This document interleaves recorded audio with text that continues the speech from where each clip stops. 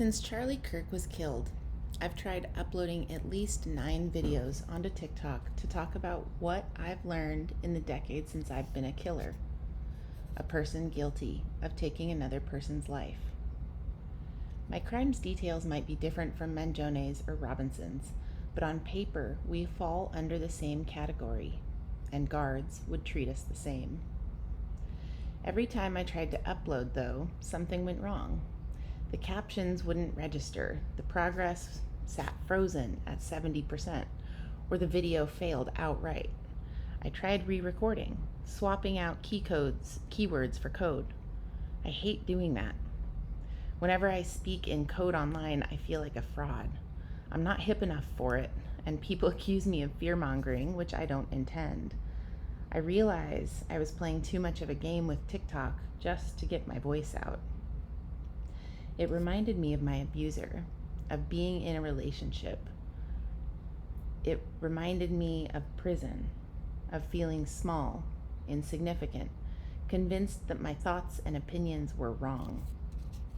And so we're here, my friends, on a podcast and on YouTube, because when a system becomes oppressive, when it silences my voice, I leave it and create a new one. I kept getting caught up in the technical learning curves I haven't had time to go through. The interviews would require splicing things beyond my skill level, and that doesn't even begin to touch the whole adding music thing. I allowed those delays to delay me. And now I appreciate that in this time and space, something raw, uncut, completely written and read by me in one take, a slower pace than TikTok, a more uninterrupted idea will walk through together, unfiltered, unfancy, and rooted in what I've learned as a killer. This is about how control and shame shapes us, how harm repeats, and how we can choose dignity instead. This is about Tyler Robinson, the alleged assailant of Charlie Kirk, and Luigi Mangione, the alleged assailant of Brian Thompson. Oppression, control, suffering. That is what I learned. That is what I know. That is the lens through which I see the world unfolding in front of me. There's a certain helplessness about knowing, and knowing I can do little to stop it. I wish I could. I wish I had the ways and means to alleviate the suffering I see. I hear it in the comments of customers at my serving job. I ask the table if they want to see the dessert menu, and the woman looks down, shaking her head softly. I shouldn't, she says. That's shame. But then she looks up, and I see a tiny piece of wonder in her eye, as if the part of herself that loves herself remembers how delightful dessert is, and that part of her wants to speak louder than the other part that tells her she's stupid and fat and ugly and not good enough. I can see that she does want a dessert, but there's something complicated there between these two people, and whatever it is, I can tell it's centered around her weight and shame. She opens her mouth as if to speak, and I see her shoulders raise as she inhales, getting ready to say something. She's about to speak, something non-committal maybe, like how maybe she'll just take a peek at the menu. But he notices the same things I do, and he sits up straight, inflates his chest, and says, "Nope, just the check." That's control. I hear it in the voices of activists I work with, the ones who are new to activism and who are still nervous to speak out. In some of the trainings I offer, I hear people tell me they're afraid of what a reporter might ask. I hear fears of violence, fear of unpredictability, of unknowns.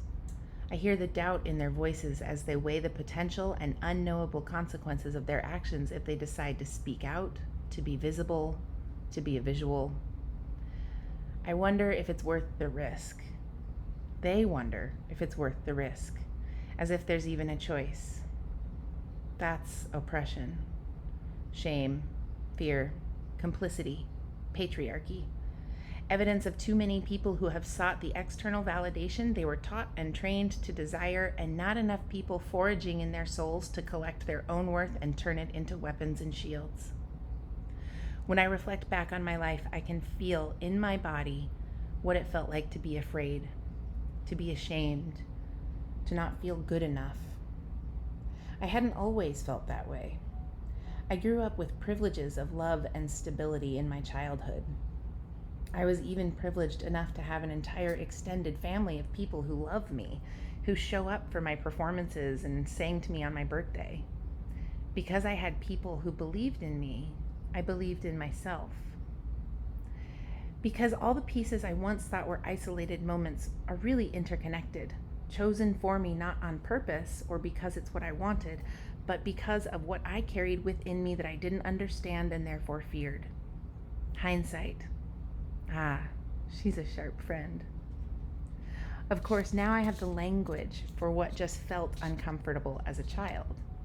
The neglect I felt from a father who became a parent at 17, still growing up himself, and the emotional distance that came with what he'd been taught about being a man, the shame avoidance that kept things on the surface. Those patterns left me vulnerable to someone like my monster. I then had been conditioned to want to be rescued, to have the father type. I thought I was looking for someone who had emotional depth that my dad lacked. It wasn't about my dad being bad.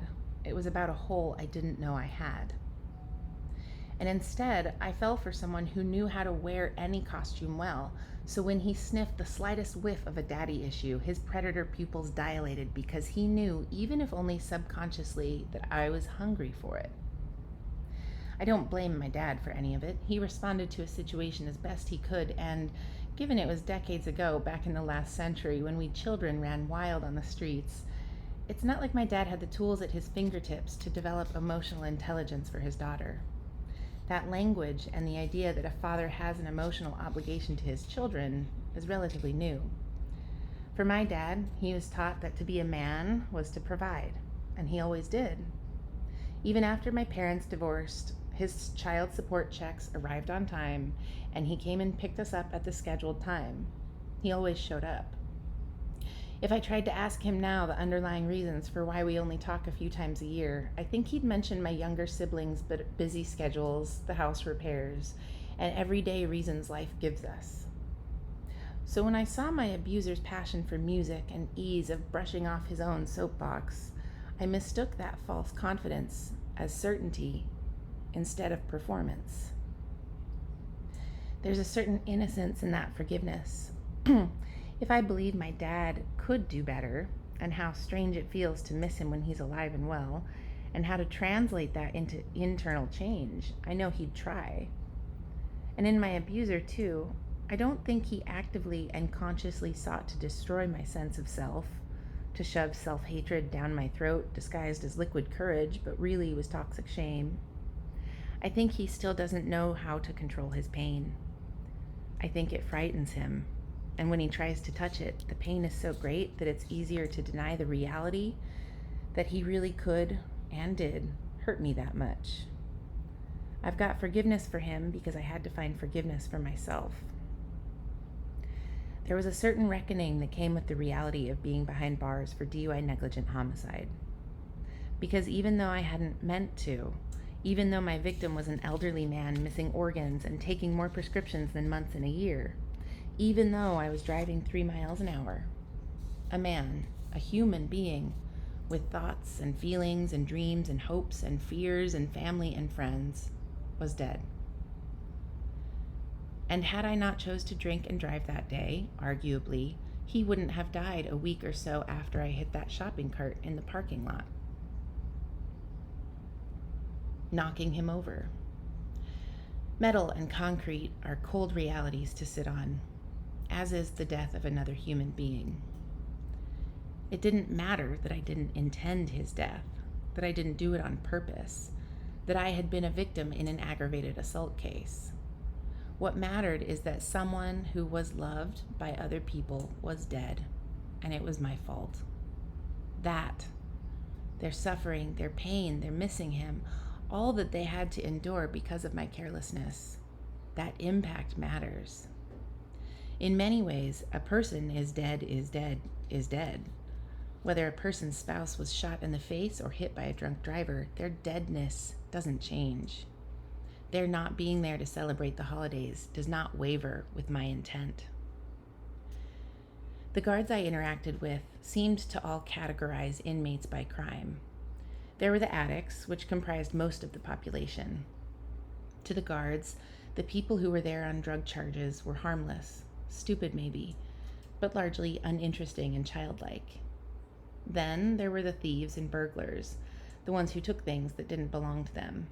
The guards treated them like they had been betraying a country, like a, hey, how dare you break the rules I choose to follow kind of judgment. But the guards saw them as equally harmless and uninteresting, stupid for getting caught. Then there are the violent crimes, the assaults, the kidnaps, the killings, all of which comprise about 15% of the population. An even smaller percentage are the sex offenders. The guards took those of us with violent crimes more seriously. We were not considered harmless, but rather dangerous and capable of harm, actively and imminently. In the prison I was housed in, there were less than 10 of us women who were there for the death of another human being, out of 600 women or so. The guards, when bringing up the crimes of a killer, talk in terms of righteousness. Several guards confessed that they believed my soul would spend all eternity in hell. I had learned, too, that a lot of guards didn't read about crimes of the people they interacted with. They all had their reasons they chose to share, none of which I believed. But I think it's because to search online for my crime, a person also sees evidence that I am human. Social media, proof of conferences I've attended. That, and most guards had an intrinsic and inherent belief that inmates were scum, were below them in ranking or order, and we were somehow not as human as they were. I just don't understand how you could do it, one of the guards said to me once out of nowhere. Do what? I asked. Kill someone. Like, I don't think I have it in me to look at another human being, to look in their eyes and actually do something physically to take their life. Didn't you see the humanity in them? Had he read my file, he would have seen the DUI part and the negligent part. But he had not. He had simply seen a short list of killers and, with my name on it, presumed the worst imaginable in his mind. He had stared at me that day, waiting for an answer. But I had learned by then not to speak unless an officer specifically and explicitly asked for information from me. I had learned that the usual social verbal interactions, like saying thank you after a person hands you something, like a tray of food, or saying excuse me if you didn't hear what the person said, could be taken offensively by corrections officers. When I said nothing, he said, "You're right, you can't explain it. Fucking scum of the earth right here. As God is my witness, I look at pig shit right in front of me." At a certain point, after I had accepted my reality as a felon, as a killer, a convict, a criminal, an inmate, after the suicidal planning that consumed my life in the first months of incarceration, after my abuser's charges were dropped because the primary victim and witness was unavailable to testify, I realized that there were always going to be people on this planet that hated me, that though I was deserving of a space in their hell, only in their own minds. It didn't matter that I had escaped my abuser. Broken and unhealed hearts are cheaper than a dime a dozen, and the system we built is the same oppressive, controlling framework that domestic abusers thrive in. It didn't matter whether my abuser or the guards. There's always going to be someone to spit in my face and try and force feed me their shame. There would always be people who believed in me. Those people from my childhood, my parents, my grandparents, extended family, they still loved me even after I became a killer. They visited me while I was in prison, sent me letters. Some of them put money on my account. They took the time to go through the phone number approval process so I could call them on their money.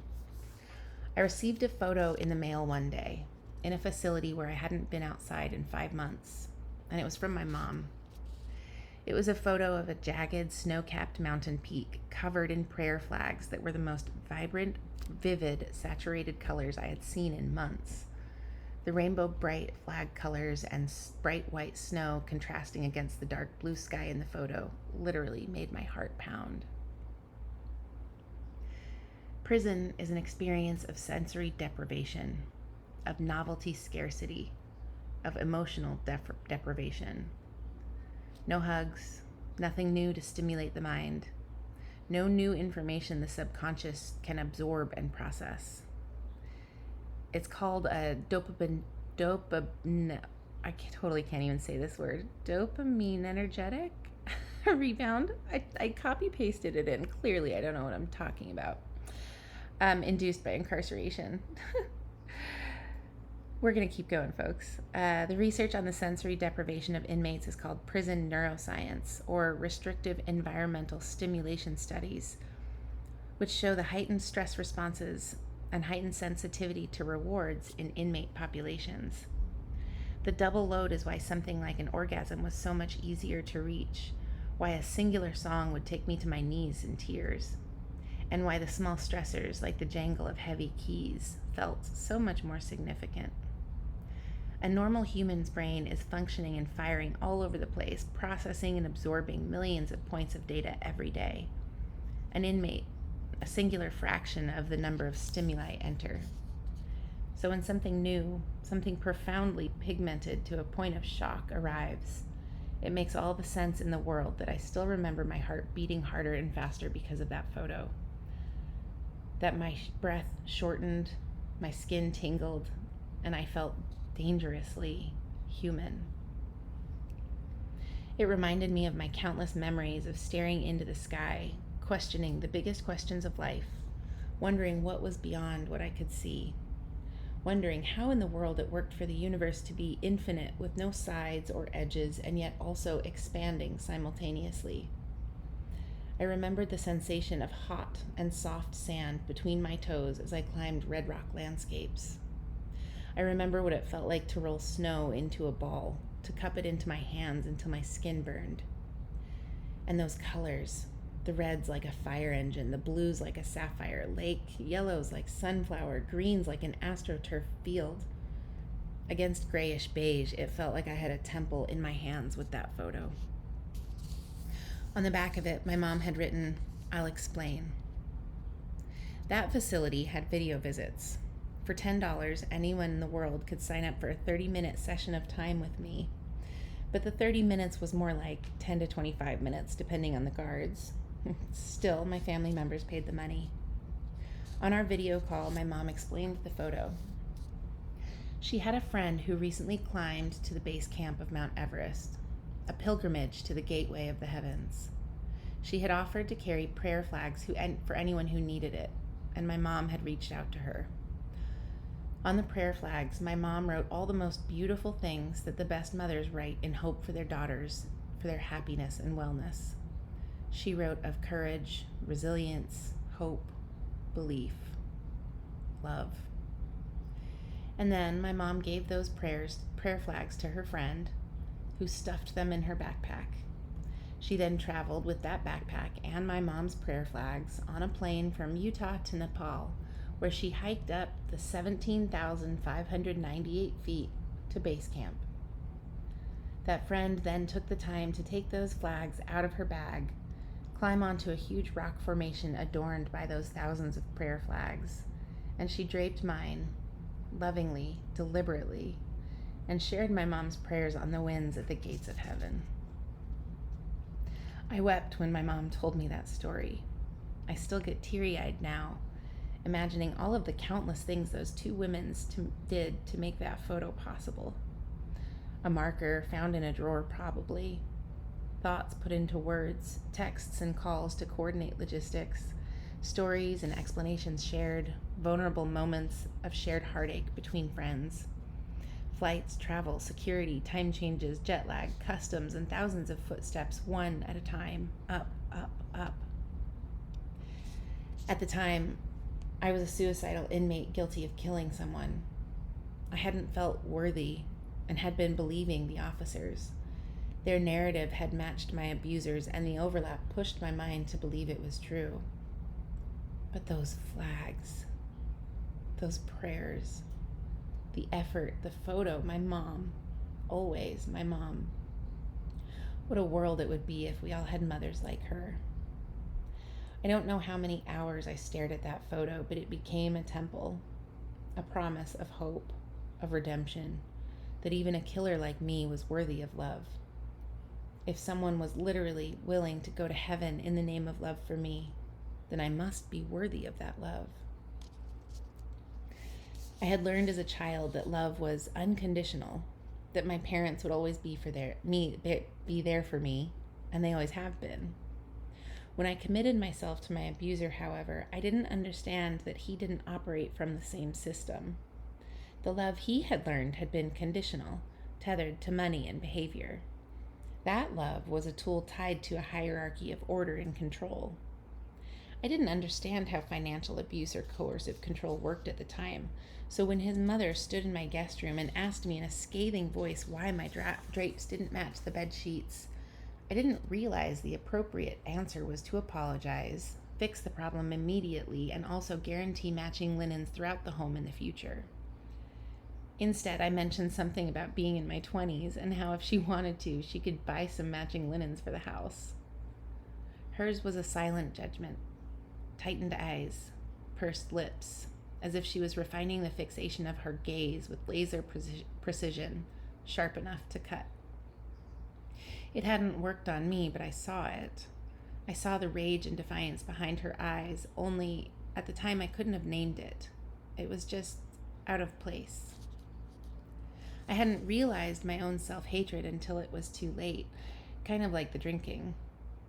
Self-hatred isn't obvious. For me, it was a slow dissolution of my own inner voice and its incremental replacement of negative self-talk. Because at some point, I stopped fitting into the shape being his wife seemed to demand. The small things became bigger and the bigger things got violent. But even when it was violent, I didn't recognize the voice inside of me as self-hatred. The voice I had heard my entire life, the true and intuitive one that resides in my soul. She sounds just like this bitch named self-hatred, who I must have swallowed with that first blowjob I gave him when I was 19 and he was 29. It would take years, beyond my 26 months of incarceration, to finally exorcise that cunt out of my body. I still remember the first time I heard myself, my true inner voice, speak again. I was standing in a parking lot on a bright sunny day, and in my own mind I heard, "What am I doing? I don't want to be doing this." It felt true, right, like the voice of a long-lost friend I had missed for so long that missing had become normal and I forgot it was pain until the absence of its pain made the memory of its presence painful. There she was, me. I wept that day, too. The day I found myself again in that sunny parking lot. The voice was different, tender, like the embrace of a loved one, trustable, not bitter or spiteful. It took all those years to learn self-hatred, and just as many years to unlearn it and heal the damage. When I first went to prison, I was simultaneously listed as the victim on a case involving my abuser and an aggravated assault charge. For months, I received calls and emails from the Office of Victim Services. I spoke to attorneys. I was offered counseling. I was in support groups. I was given protective orders. I got a bill in the mail for the ambulance ride, and when I called to dispute it, I mentioned something about the domestic violence, and the bill disappeared. It was strange to feel an elevated sense of status as an official and legal victim. It had given me sole custody and the hopes of justice. I had flown across the country to testify at a hearing. He had been asking the court for a gentler sentence in exchange for classes, and I had iterated the failure of his previous court-mandated classes and advocated for prison. Even a victim's voice can be silenced when the lawyer is paid well enough. They find ways. Within months of me going to prison, I received a letter from the state informing me that unless I was able to make myself available to testify, they'd be dropping his charges. I didn't have the $10,000 on my inmate account to have myself transferred from one state to another, which would have been the cost of that inmate transport. So instead, his charges dissolved. Not because the harm wasn't done, not because there wasn't a danger, but because his mother had money, and for a good attorney, they know how to find loopholes. In the depth and consumption of my own pain during those first few months of prison, I had assumed that I was the only victim first, then offender second inmate. But then, sometime after I stopped wanting to burn myself to death in the kitchen oven, after my abuser's charges had dissolved, and after I had gotten kicked out of the program the prison had put me in, I started talking to the women around me. I stopped being afraid of them. I wanted to learn how to crochet, but as a lefty, I was having a horrible time following the book the library had. One of the women had overheard me talking about that on the phone, and she approached me the following day. "Hey," she said as she casually walked past my open cell door. "I know how to crochet. I heard you saying you're having trouble. I'd be happy to help." I thanked her and she walked away, but her offer lingered in my mind. She was in prison for a sex offense, the only category on the hierarchy of guards ranking lower than me as a killer. I had been warned to not talk to sex offenders, that they were dangerous. But I figured those same people, both the guards and the inmates alike, thought I was dangerous. They didn't understand me, all the letters I wrote, how I didn't socialize, why I had so many visits. They assumed the worst. And really, I wanted to learn how to crochet so I could send my daughter a gift. Terrified, I approached her the following day. Hers was the first of hundreds of stories I would learn about. The woman who taught me how to crochet had been with an abusive man, and he had lost his job. Once that happened, things started becoming even more unhinged at home until one night, things got violent.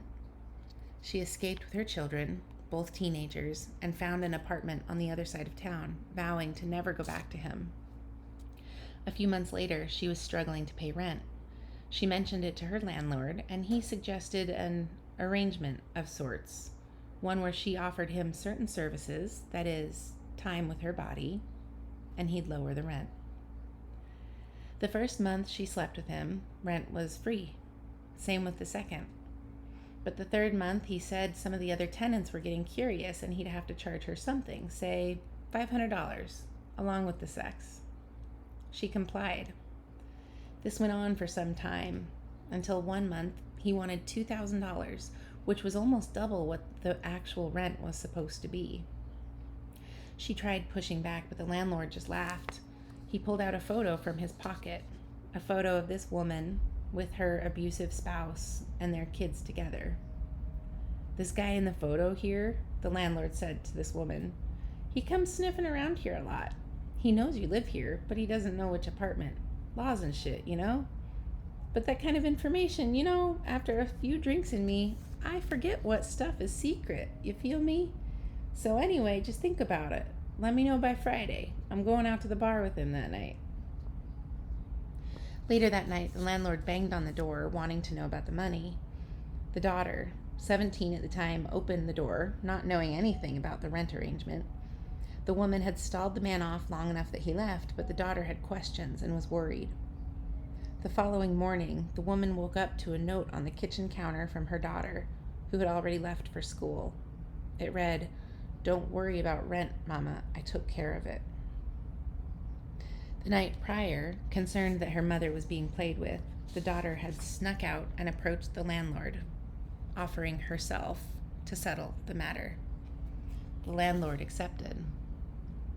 Then, a few weeks later, this woman was arrested because someone had tipped off the authorities she was exchanging her daughter for rent. She'd come to later find out it was her spouse who had called the cops. She would spend 14 years in prison as a sex offender, losing custody of her children and being forever marked on registries and publicly shamed. Her story was not the only one like that. One woman who lied and told the cops it was her gun because if it had been his, he would have gotten serious time, and she didn't have any felonies. Another woman, a mother of 5, also married to an abusive man, who had been relieved when her husband had finally stopped demanding sex from her. It was only years later, when one of her 4 daughters confessed that her father had been molesting her for years, that the woman realized her husband had simply moved his behavior to someone else, not changed it. Horrified, she confronted the man. He beat her senseless and told her if she ever said anything to anyone, he'd kill the littlest child. So she stayed silent. She stayed awake every night, and any time he'd come out of the bedroom, she'd be there, standing in the hallway, watching. And every time he'd begrudgingly go back to bed. It never happened again. But she also never told the authorities. So later, when another daughter told a mandated reporter, and it was discovered that the mother knew of the abuse but did not report it, she received the same equivalent sentence as he did, per state law. Convicted of 4 counts of sex crimes with minors, she too lost custody and will never see her children again. The more I talked to these women, the more I saw the universality of our collective stories. Every single one of us, a victim first, put into a horrible situation with no good options, and then a criminal second. It's turtles all the way down. It is through this lens that I address the deaths of people like Brian Thompson, former CEO of United Healthcare, and Charlie Kirk, racist, misogynist, homophobe, Nazi, self-entitled, privileged white boy, just like the rest of the ones who are the problems, and their accused perpetrators, Luigi Mangione and Tyler Robinson. Through a lens of suffering, of oppression, of being a criminal, of being a killer. I do not condone violence. I fundamentally believe in our capacity as the arguably most intelligent species of this planet to resolve conflict without physical force. And I believe that there are logical, scientific, quantitative, and data-driven solutions to many of the world's challenges. I also know that hurt people hurt people. And as Brené Brown says, pain that is not transformed gets transferred. I initially took interest in Luigi Mangione because he, like me, has an intellectual side. As an inmate, I was shocked at how few people I met in my peer group who also had degrees. In my entire time in prison, meeting hundreds of women, I met only 2 people with bachelor's degrees and no one to match my master's. It was strange to feel isolated from the majority because of my degrees and intellect. Most of the people around me, guards and inmates alike, looked at me like I had snakes coming out of my ears because I walked straight out of the academic and nonprofit leadership world into general prison population. Imagine your stereotype of a nerdy professor and stick that person in your stereotype of hundreds of inmates. I did not look like I belonged.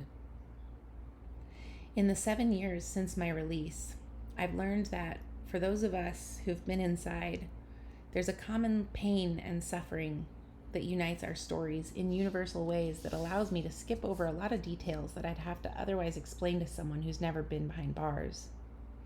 It's almost like my felon friends and I have a slang of shorthand to skip past the details and get straight to the punchline.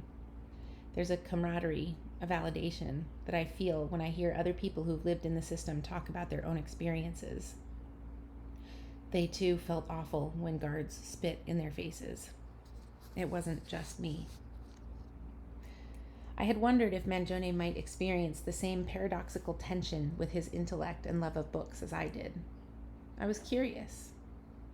And so I suggested on TikTok that folks write to him letters of support. After all, the letters I received when I was in prison were sine qua non, Latin for without which not, meaning that they were an absolute necessity of the conditions to my growth. If someone like Mangione, a young bookworm kid, was going into the system, he might experience what I did. And maybe there's some power in me telling him he's not alone and having other people do the same. With a growing base of supporters, the narrative of Luigi Mangione was easy to share because in many ways I was swept up with the bandwagon. I responded to huge volumes of comments with more videos trying to answer questions. I responded to what people asked for, and my platform grew. The supporter base, too, grew more complex, and I've spent the better part of a year immersed in a subculture of people who are interested, like I am, in the developing and ongoing case that is Luigi Mangione. A few months ago, I saw how supporters more or less divided into two natural groups. The group of folks who believe he's innocent. He isn't the guy responsible for the death of Brian Thompson, and he's just the wrong guy. The other group of people believe he probably did do it, but because of Brian Thompson's outstanding warrant of unsentenced crimes against humanity through his detrimental and inhumane practice of overseeing healthcare, a vital and necessary force to sustain life, his death, and therefore Luigi's action, is justified. I've abstained from sharing my opinion, recognizing how people trust me to give accurate information about Mangione's hearings, and how I didn't want to persuade thousands of people with my opinion when it was formed on little else than their opinions were. I will share my true opinion on Luigi Mangione, but not today. Not this time. It deserves its own space. Brian Thompson is not the first person to be killed in the name of a belief or because of fear, and it certainly seems the pace of people who die at the hand of others' beliefs or fears is growing exponentially faster than I can keep track. I can't help but see how, under the veil of belief disguising fear, which is really pain, which is really unhealed trauma, and it's turtles all the way down, how this goes.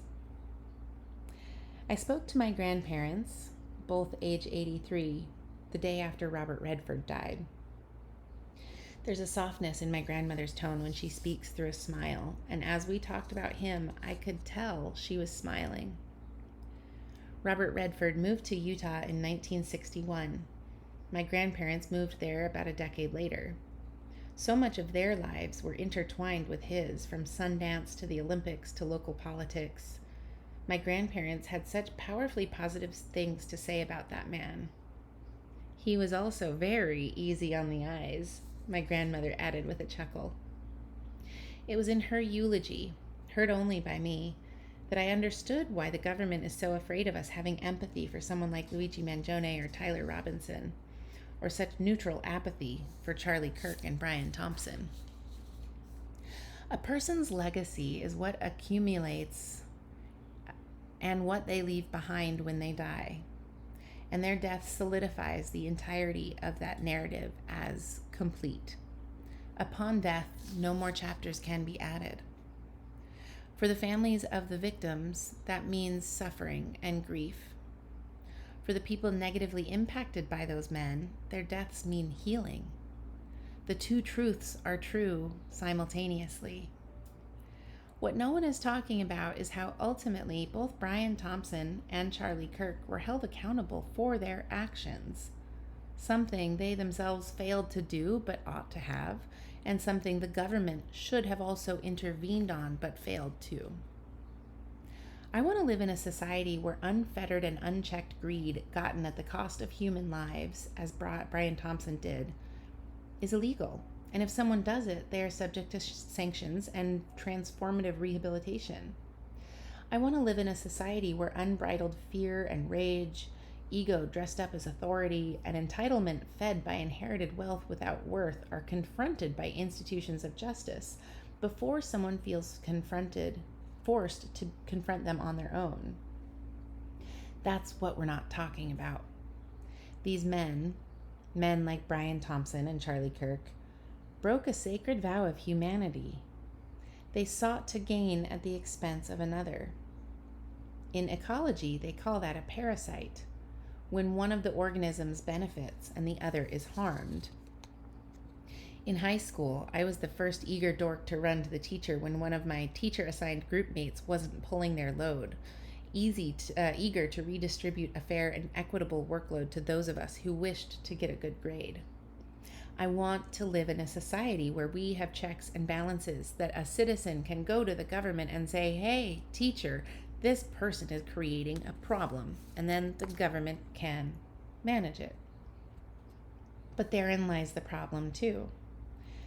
We were all told, that if we behaved, if we followed the rules, if we played by the rules, we could have the American dream. I had seen it in my grandparents' lives, with their retirement at 65, their second home. It's not to say that the American dream was any more realistic decades ago than it is now. It was just slightly more accessible. I took on the responsibility of student loan debt because I believed what I was told, that earning advanced degrees would secure a career. We are told these versions of these lies, that all we have to do is play by that rule or try a little harder and we'll eventually get to a point where it's not so hard. Only we've all been fighting and trying to follow that carrot on a string, and it's not getting any closer. By contrast, that carrot has been lifted higher and further away this year than ever before. And when we can't get our needs met, well, that's when we become criminals. That's when we find ourselves faced with a series of poor choices and bad options, and we have to pick. Whether it's drinking to numb pain, stealing diapers, shooting a stranger because of their decisions and carelessness for the human spirit. At some point, we all hit a breaking point where it's no longer good enough to be told, "We're sorry, there's nothing we can do." Because we know better. We know things can be done. We know universal health care is a possible reality. We know the positive research on gender-affirming care and access to reproductive health care. We know that when you give people tools and resources, it empowers them. Straight to the top of Maslow's hierarchy of needs, right to self-actualization, right to where the person wants to devote their life and purpose to others. Take away resources, deny people dignity, and suddenly you have an entire population of people stuck at the bottom of Maslow's pyramid, stuck in fight or flight mode, desperate to make the pain stop. What I have in common with both Luigi Mangione and Tyler Robinson is that I know we've all moved through a very dark space that not all humans have had to go through. It's a place of self-loathing, of anger and rage, of despair and confusion, of all the stages of grief, and then still with no other options and just as much pain, there's still more pain and darkness after. I don't know the details of their lives or the intricacies of their stories, but I do know this. When a person is forced to exist in that much pain for that long, it becomes a pressure valve. It's not a question of if something will happen, it's a question of what and when. The warning signs were there in both these men years before they committed crimes, just like any expert in trauma or CPTSD could have recognized that on that day, after those hundreds of calls, I was a risk. Denying trauma raises the risk. Owning it lowers it. In both Mangione and Robinson's cases, they had an internal pain that someone was telling they needed to shut up. When I was first in prison, I was filled with so much shame that I couldn't even say my crime out loud. A decade later, I find myself having the most meaningful, profound conversations with strangers that really, in my mind, is at the core of what it means to be human. I talk to people who've been impacted by the system, whether it's victims or their family members or offenders. One woman I spoke to had several surgeries to correct the injuries she sustained from a drunk driving accident. We spoke on the phone the night before a surgery. She was filled with nerves about her undergoing anesthesia. "Why'd you do it?" she asked me. "Which part?" I replied. "Drinking and driving," she said. "Like, you know it was illegal. I know you're smart. Did you think you'd get away with it or something? Or did you just have enough of a tolerance that you didn't feel buzzed? Or why did you think the law didn't apply to you? Didn't you understand you could hurt someone?" I could hear the shaky nerves in her voice, and I wasn't sure if the nerves were about her surgery or about asking me that question. I told her that none of that had crossed my mind that day. None of it at all. The day of my accident, not once did laws or other people cross my mind. I had been consumed by pain. Something horrible and frightening had happened the day before. My abuser had made hundreds of phone calls that the protective orders seemingly couldn't stop, and it left me chilled, paranoid, frightened of what he might do next. I hadn't anticipated him calling my boyfriend's family members hundreds of times, or that the cops couldn't do anything. I felt the potential for my life without him slipping away, and the reality of that was unbearable. To think he might call someone new the following day, or I didn't even know what else he might do.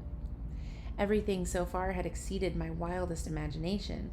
It's hard to predict beyond what I can see. So I was terrified and calculating how I might hold him accountable, which cops I had to talk to, or which office, or if I knew any hitmen, and why those phone calls made me feel so utterly crazy and tight and uncontrollable in my body, like I couldn't stop shaking and I had to make myself breathe, or I was having this nonstop panic attack and hyperventilating, and I just wanted it all to stop. And so I took a shot. And my heart slowed down a little. And I had another drink, and I could feel my shoulders relax. My breath returned to normal. In, out. In, out. A third drink, and I could take my first deep breath in, finally able to fill my lungs with air instead of panting like a dog. A fourth, and I could think straight. I could remember the costume I was working on, that I needed black leggings. I'd run to the store to get the leggings and then go pick up my boyfriend. Once we got home, I could finish sewing the costume. By then, my mind would wander back to the phone calls. How he called my boyfriend's mother, a sweet, white-haired Catholic lady. I was getting sucked in by evil. So another drink. Back to the plans so I could pretend to be an adult and get through all the hard days so that sometime in the future these days wouldn't be so hard. I share this now here in conversation with these young white men who've entitled themselves to take the lives of villains. Because thoughts and prayers don't lift us off the ground. Because the oversimplification of a good person dead and a bad person behind bars strips the dignity and complexity of our human experience. Mangione and Robinson's lives didn't exist in a vacuum before their alleged crimes. These young men had birthday parties and wept at funerals and were uncomfortable holding the newest baby in the family, and they were nervous talking to girls. They jerked off to porn just like every other guy, and at some point, they became victims. And whenever that happened, no one was there to talk to them, to validate their experience, to let them know they weren't alone, to give them better tools to manage their suffering. Because we don't talk about it. Because narcissistic misogynists like Trump and my abuser have built, reinforced, and thrive in this system.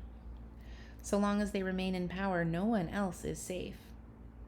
And when the members of their own tribe, boys like Mangione and Robinson, fall out of the fabric of the majority, they have no place for their rage and no one to listen to it, so no one stops. It goes too far.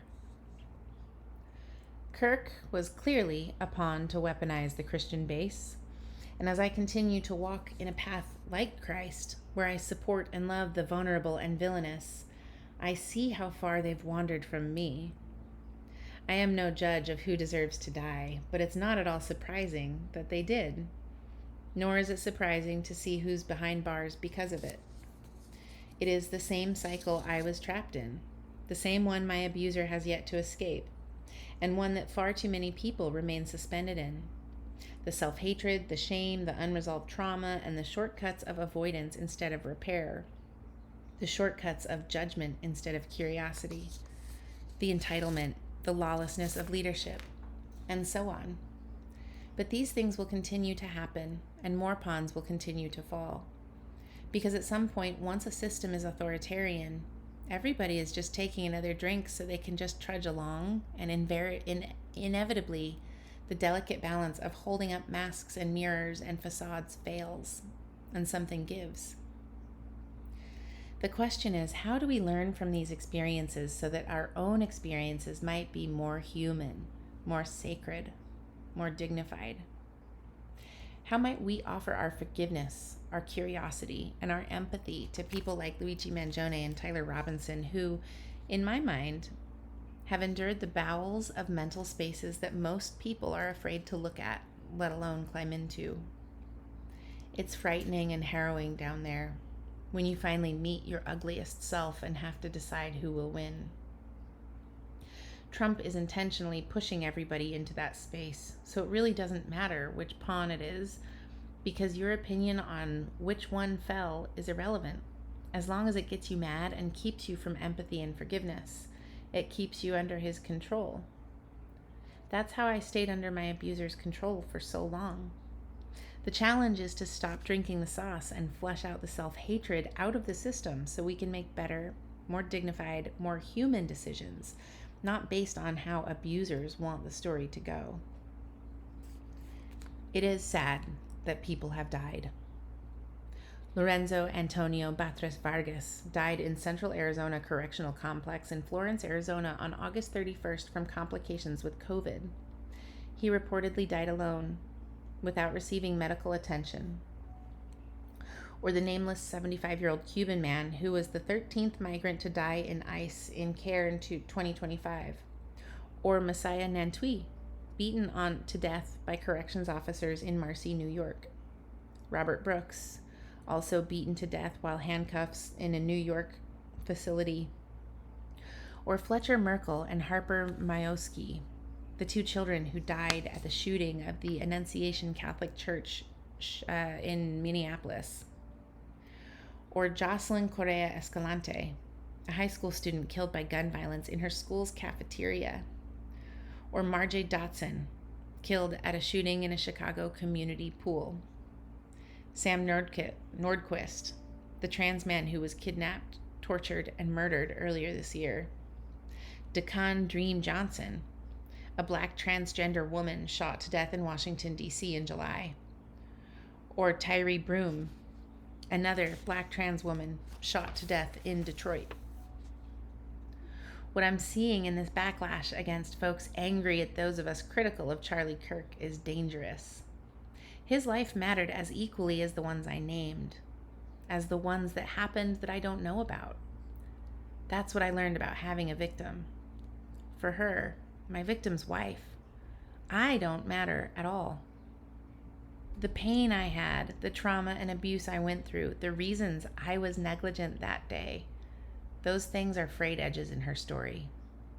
She said in a hearing that she no longer had anyone to reach the top shelf in her kitchen, that they canceled the family cruise because of what I did. Those things are tangible things that hurt. It takes time to cancel vacations. You have to talk to so many people, explain yourself so many times. I can't imagine what she had to say to the cruise line agent to explain why they were no longer going to Alaska. That is the pain I caused. Real, tangible, in every day of her life pain. That no amount of me going to prison changes. That pain is the victim's family. They feel it the same way, no matter whose spouse you are, no matter how much money you have, or how many people you know your name. A person having money or fame does not amplify their pain to grow beyond the pain of a spouse with no money grieving the death of their beloved. Or even if they didn't love their spouse, it was still someone to reach the top shelf.